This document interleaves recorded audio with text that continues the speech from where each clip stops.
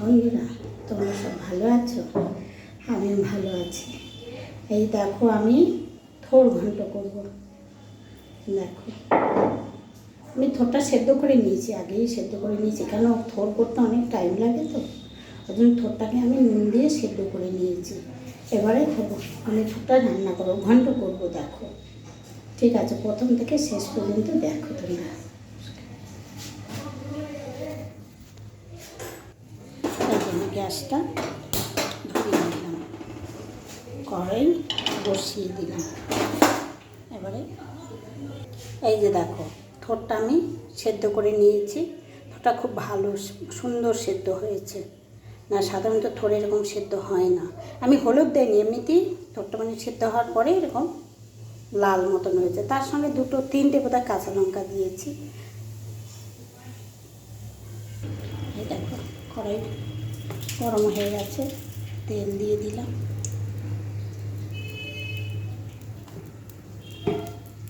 তার সঙ্গে শুকনো লঙ্কা দিয়ে দিয়েছি।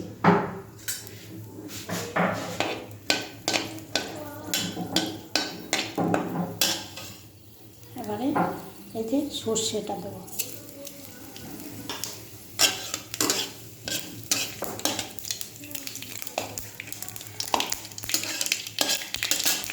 সর্ষে দিলাম।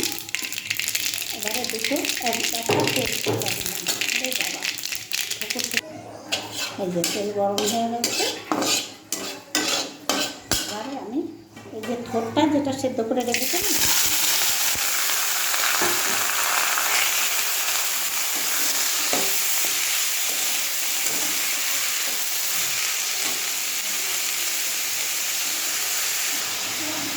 তাহলে আমি হলুদটাও দিয়ে দিচ্ছি একবারে।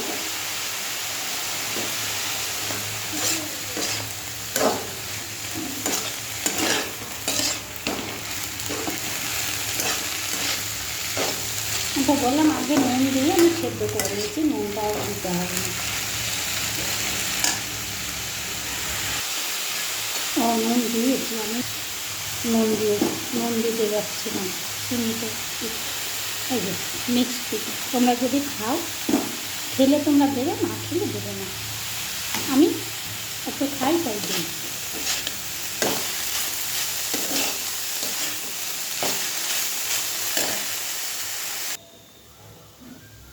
এই যে বন্ধুরা, থোড় ঘন্টটা তোমাদের আমি একটা কথা বলতে ভুলে গেছি, মানে থোড়টা কেটে কিন্তু আমি নুন মাখিয়ে চটকিয়ে তারপরে আমি ওটাকে সেদ্ধ করেছি। এই কথাটা বলতে আমি ভুলে গেছি। দেখো হয়ে গেছে, এবারে নামিয়ে দেবো।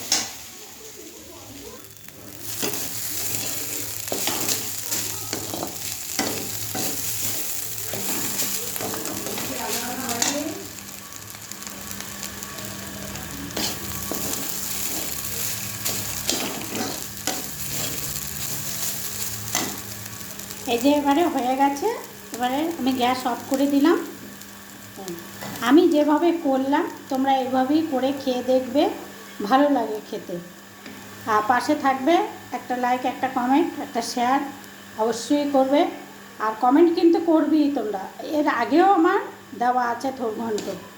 ঠিক আছে বন্ধুরা, রাখছি। তোমরা